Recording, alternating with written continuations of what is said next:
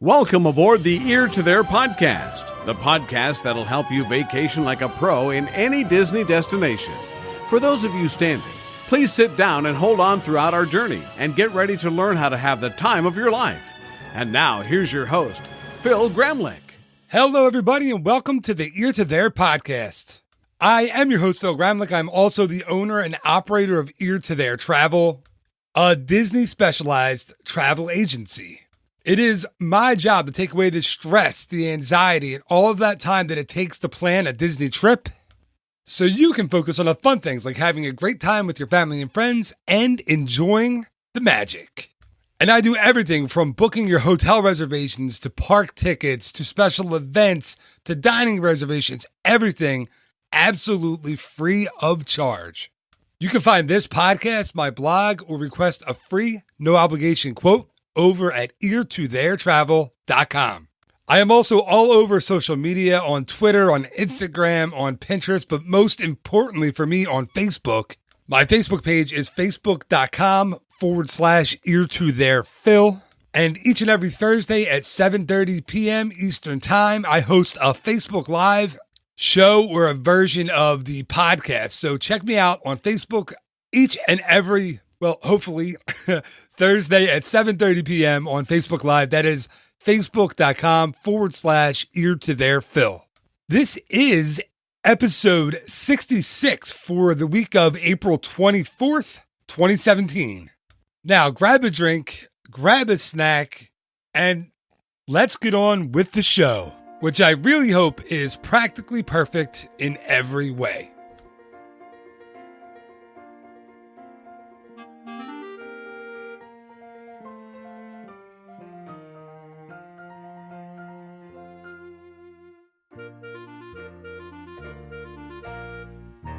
So, about a month ago, in March of 2017, my wife, my kids, and I sat down to watch a Netflix show called Julie's Greenroom.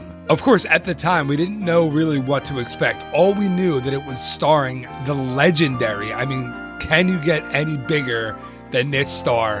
The legendary showbiz and Disney icon, Dame Julie Andrews. And about an hour after watching it, I decided I am going to try to figure out how to contact Dame Andrews and get her on my podcast. It was a pipe dream. It was a huge shot in the dark, but I am here to tell you that somehow, some way, that pipe dream became a reality. And this week, I had the absolute pleasure, the honor of interviewing not only Dame Andrews, but her daughter, Emma Walton Hamilton, as well, about their brand new Netflix show. And I'm not going to make you wait any longer. Here is the interview with Dame Julie Andrews and Emma Walton Hamilton. I am beyond excited to introduce my two guests today. I could honestly talk about everything they have done for like an hour, but it's better just to say welcome to really Hollywood royalty, Dame Julie Andrews and her daughter, Emma Walton Hamilton. Thank you both so much for being on the show. It's a pleasure, Phil, really, to be here. Thank you for having us. The pleasure is mine. I am so excited, and I'm shaking a little bit, just a little bit. So I just wanted to let you both know. It's just a little bit of the nerves. No need. No, I was just going to. Yes, please don't be like that. Just let's chat and have a good time. Okay, great. Thank you so much. So let's get right into it. Julie's Greenroom, your new show. It's now streaming on Netflix, by the way, is such a wonderful show, not just for kids, but for anyone. Can you tell me how the concept for that show came about? Shall I start? You start, Mom. I'll start. I've for many years, Phil, I've wanted to do something similar for children, something about the arts that embraced them, that brought the arts to young people and gave them a sense of the wonder and the joy. And, pre Sesame Street, I think I was hoping to get specials going every weekend or something like that. Never happened, and life got in the way and all kinds of other things. And then I've stayed great friends with the Hensons, with the Henson family over the years, and so we talk from time to time, and Lisa Henson said, is there anything you've always wanted to do? I wondered if you'd be interested in doing something about the arts, maybe. And my heart leapt, and I said, yes, I would be very interested in that. And from then on, we began to talk, and Emma came aboard, and there was just huge discussions, and writers came aboard, and it began to grow and grow, and suddenly, well, to cut a long story short, here we are with 13 episodes already streaming on Netflix, who've been wonderfully embracing and have our backs. I mean, it is. It's a wonderful show, and like I was telling you two before I hit record, it's my kids absolutely love it. We have 2 4-year-olds and a 6-year-old. My wife heard about the show from a friend. We all sat down together as a family on a Saturday morning to watch the first episode, and we ended up binge watching like 7 shows in a row. Because it was... Oh, that's great. Oh, my, I'd love to have been a fly on the wall and see what the children like the best and what really grabbed them and so on. And that is the magic of Netflix right there, that you can do that. You don't have to wait for the next episode. Absolutely. And I'll tell you what grabbed them right off the bat was just how, like, that they can put those things into practice right away. Like, the episode with Stomp, when they learned how they have like Tic Tacs in like a Tic Tac container, and they shake them and it makes noise, and they love that. And they've made musical instruments in our house, and that's fabulous. So that's exactly what one hopes might happen, and how grand. It's so you don't need to go out and buy an instrument; you can find one. Absolutely, it's so much fun. And can you talk about why you think the show hits on, connects for kids, but for like adults and older kids as well? I mean, it's geared toward preschool, of course, and that's why my kids are so like addicted to it, but it hits for everybody. Well, we really hoped it would be family audience viewing. That was really our goal, although, we certainly are aiming to reach kids as young as preschool. And, the idea of that parents wouldn't mind sitting down with their children and watching a show about the arts was something we really tried to embrace, because we've always been fans of shows and of literature and so forth that have value for the kids and value for the adults watching, and maybe even value on repeat viewing. Sure. So to a small extent, we try to also write for the adults in a sort of it's like a double sense of humor, right?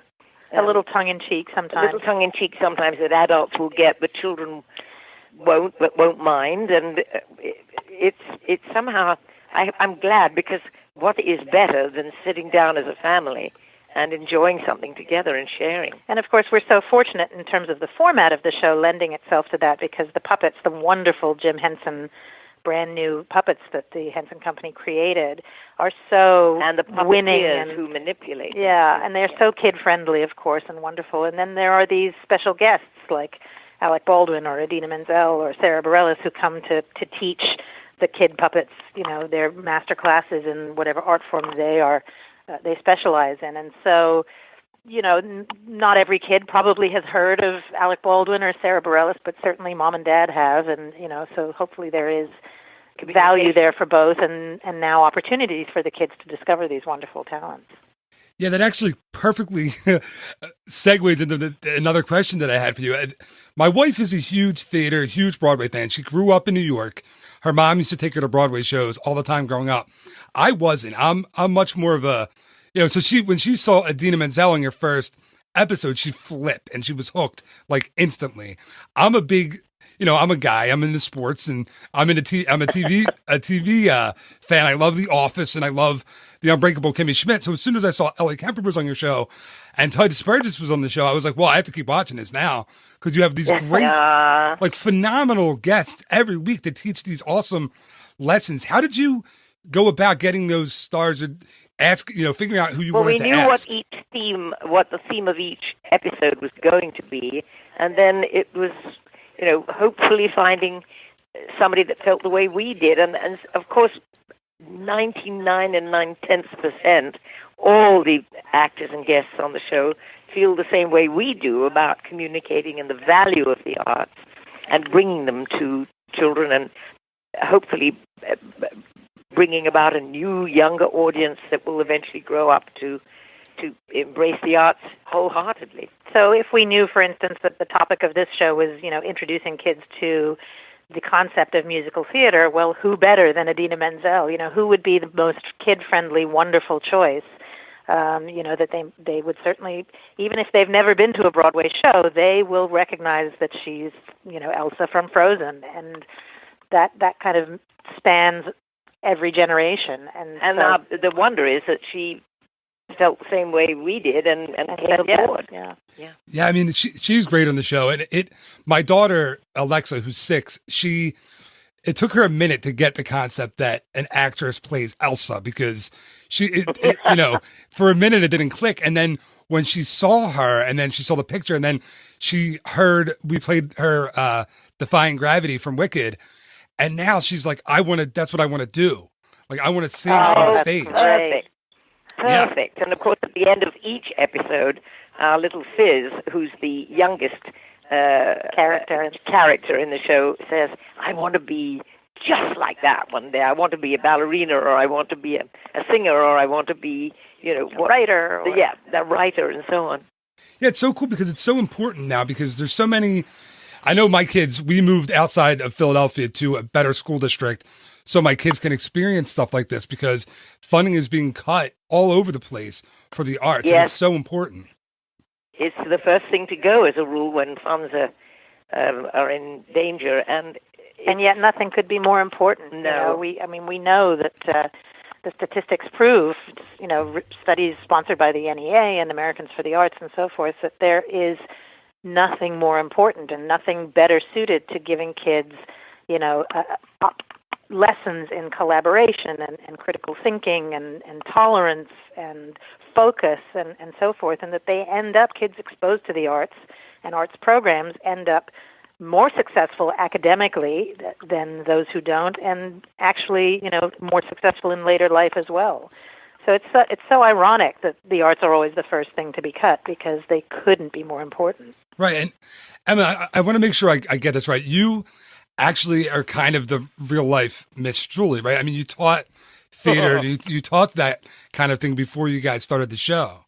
I did, yes. My husband and I co-founded a regional theater out here in Sag Harbor, the Bay Street Theater, in 1991, and we ran it for 17 years. And while I was there, I was heading up the educational outreach programs and working with kids. And so in many ways, I have actually, lived that life, or that character's life of Miss Julie. And I still actually work with kids in arts programs to this day through Stony Brook University. So it's very, very much drawn from experience, the stories we're writing. Sure, yeah.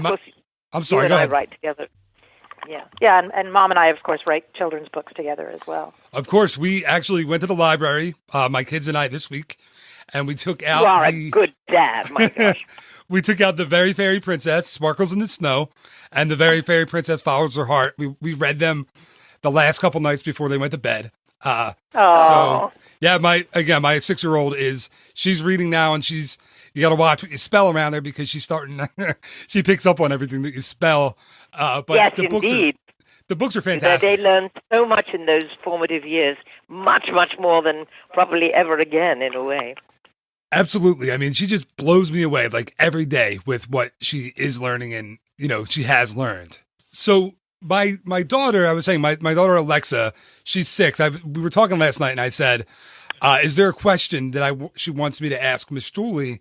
And she said, no, Dad, I have a question for Miss Andrews, because she knows you from The Princess Diaries and, of course, Mary Poppins as well.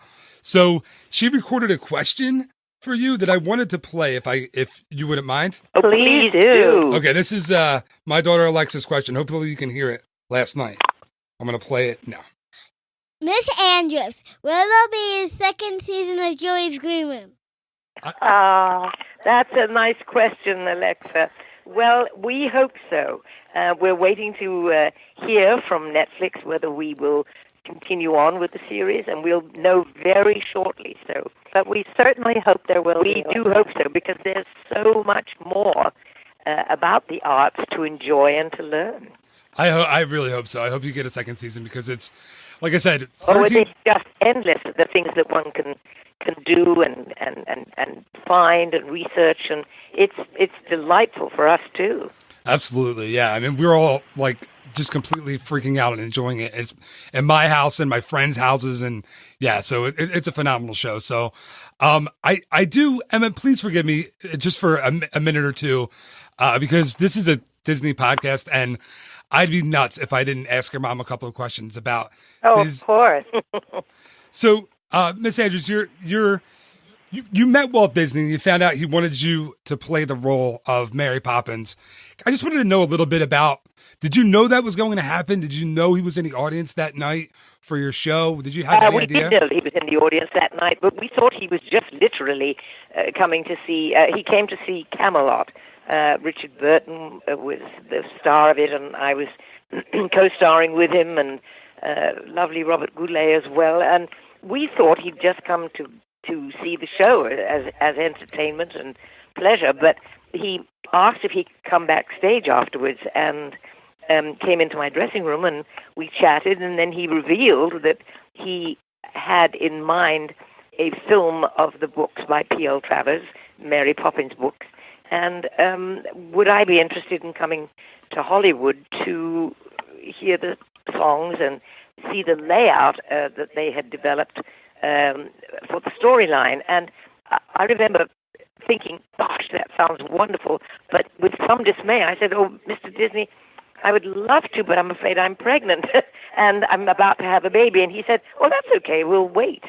And so he then turned to my husband at the time, Tony, who's Emma's dad, who is a wonderful designer, theater designer and film designer.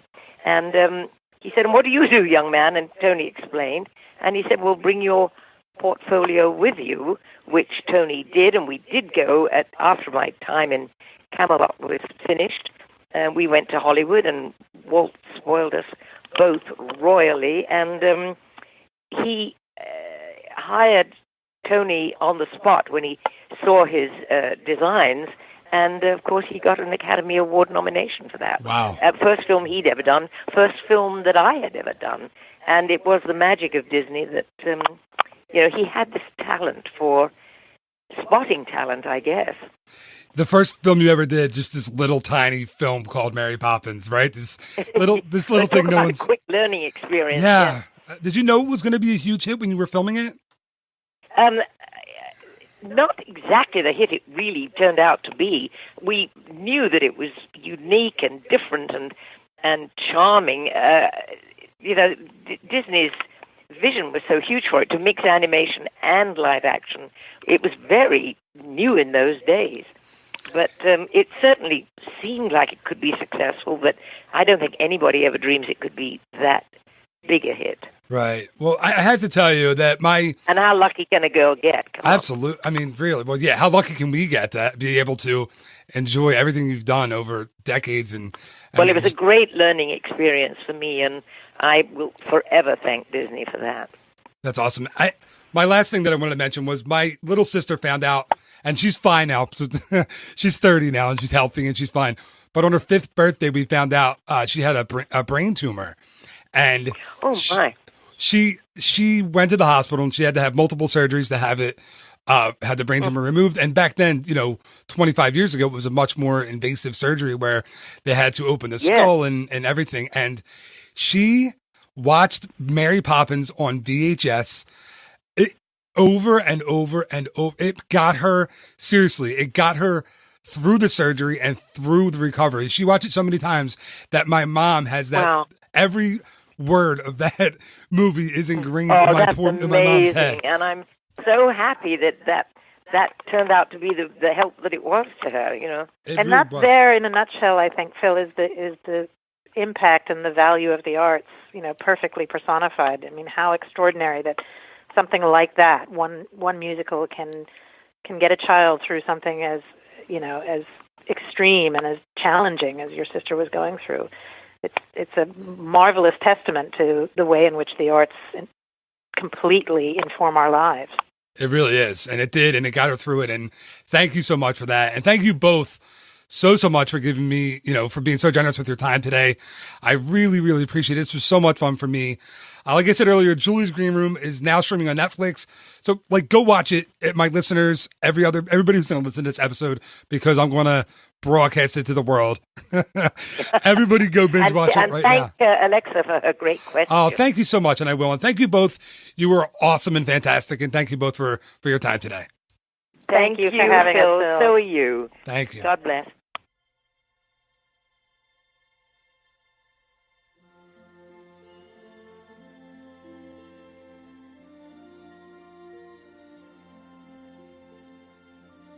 And that is going to do it for this week's very special episode of the Ear to There podcast. Thank you again. So much to my guests, Dame Julie Andrews and Emma Walton Hamilton. What an honor. What a privilege it was for me to be able to talk to those two wonderful, just incredible women. And I have to admit, hearing Julie Andrews say my name was one of the coolest moments of my life. But then it was just completely topped when she said my daughter's name. And at the end, when she said, "Please tell Alexa, thank you for the question." Complete and total goosebumps moment right there. I have goosebumps right now, seriously, just talking about it again. It was incredible. So I hope I kept my insane and crazy fandom in check. And I really, really, really hope you enjoyed this interview as much as I did. Let's be honest. You might not have been able to enjoy it as much as I did, because I was actually the one talking to Mary Poppins. Yes, that's who that was on the other side of the call. But no, I really hope you enjoyed the episode as much as I did. And if you did, please just share it with someone. There's not a person around who doesn't love Julie Andrews and won't love hearing her and her daughter talk about their brand new show, Julie's Green Room. So spread the word. Share the episode. Let people know it exists. I really, really appreciate it. And thank you so much in advance for sharing it. I almost don't want this episode to ever end, but unfortunately, everyone has to. So just remember, there will be a new episode of the Ear to There podcast each and every Monday morning, as well as a new episode of the Ear to There podcast, Walt Disney World Word of the Week, each and every Wednesday morning.